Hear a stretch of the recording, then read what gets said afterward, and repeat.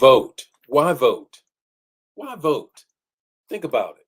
Today is election day, the most consequential election, I believe, in this country's history. I really do believe that. Some say in our lifetime. I say in our history, because we can pivot toward the things that keep us free, or we can pivot toward an autocracy led by a man who thinks only of himself. We can pivot toward the things that are open in a pluralistic republic called this democratic experience here in America, or we can go into a whole autocratic way with a criminal running the country. And I mean exactly what I say, a convicted criminal running the country. And mind you, as a black man, if you have a felony, you can't even work at Walmart. But if you get convicted, you can run the country. So it's on that I talk about why vote. Why vote this morning? Let me greet some people, and then we're going to get right into the morning manna. You already know. You said, now I know my bishop is going to be a little bit longer than normal. Of course it is. Today is election day. We are at an inflection point. This is a consequential election for sure. And if you haven't voted, please vote. And we're talking about why vote today. But let's greet some people this morning. Good morning, Erica. Good morning, Deacon Joe. How are you? Good morning, Ella. How are you? Elder Jan, how are you? Good morning, Angela. The clock watcher is on this morning. Good morning, Pamela. How are you this morning? Good morning, Vicky. How are you? Brenda, how are you doing on this morning? Carolyn, how are you on this morning? Ramona, how are you on this morning? Diane, how are you on this morning? Elder Cook, how are you? Sherry Cook, how are you? Dawn, how are you?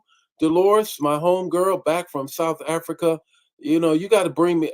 All of those posts were awesome. They were awesome. Man, it looked great out in the safari and all of that kind of stuff. You know, everybody can't live like that.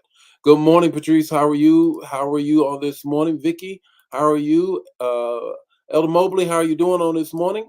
Francine, how are you doing on this morning? He's coming back today. You already know, Francine. You already know the word. Denise, how are you on this morning? Lydia, how are you? JB Bailey, how are you on this morning? What's up with you this morning, Coach Dagny? How are you?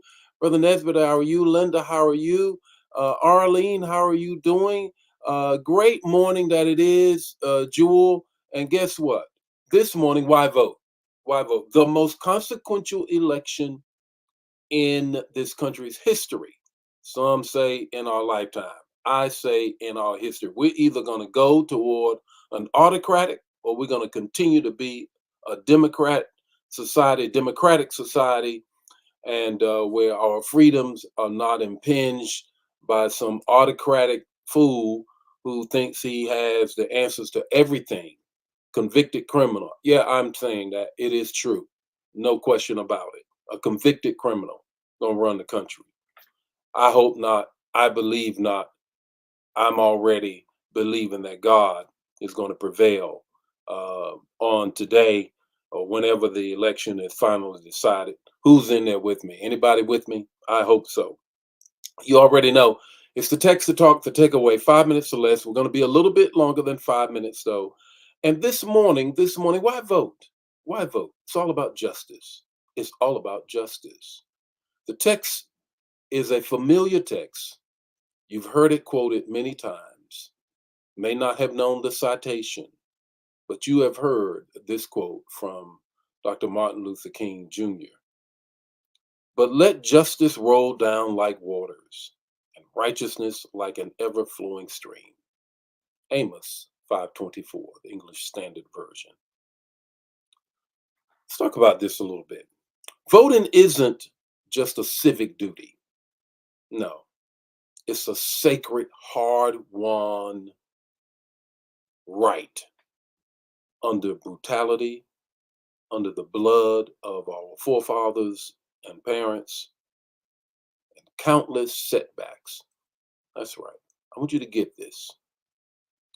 Voting Rights Act of 1965 was enacted to end racial discrimination that kept blacks. Now, just think about it. Many of you were living during 1965. I certainly was.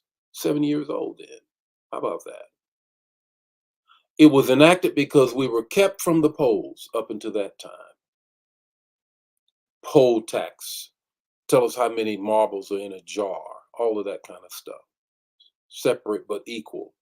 All of those things. Yet today we see the same obstacles being risen today. Same type of laws that are trying to keep us from the ballot box today. Under the guise, listen, under the guise of election security, that these restrictions disproportionately impact people of color, marginalized individuals, poor people. Now, it's backed up, listen, backed up by a conservative Supreme Court who's in the back pocket of Donald J. Trump. Their recent rulings weakened the Voting Rights Act. Now, the Voting Rights Act said that you can't construct this law or that law. You cannot make it more restrictive for people to vote, especially in places where they're majority African Americans and people of color.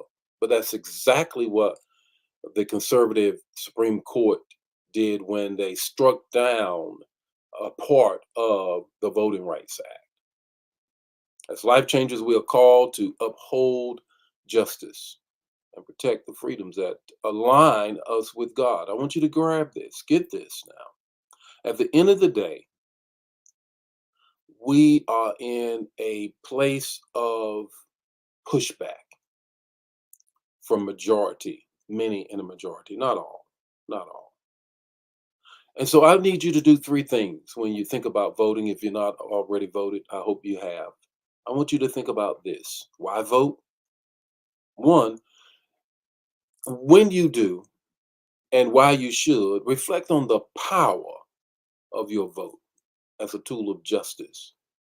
If it wasn't powerful, they wouldn't be trying to take it from you.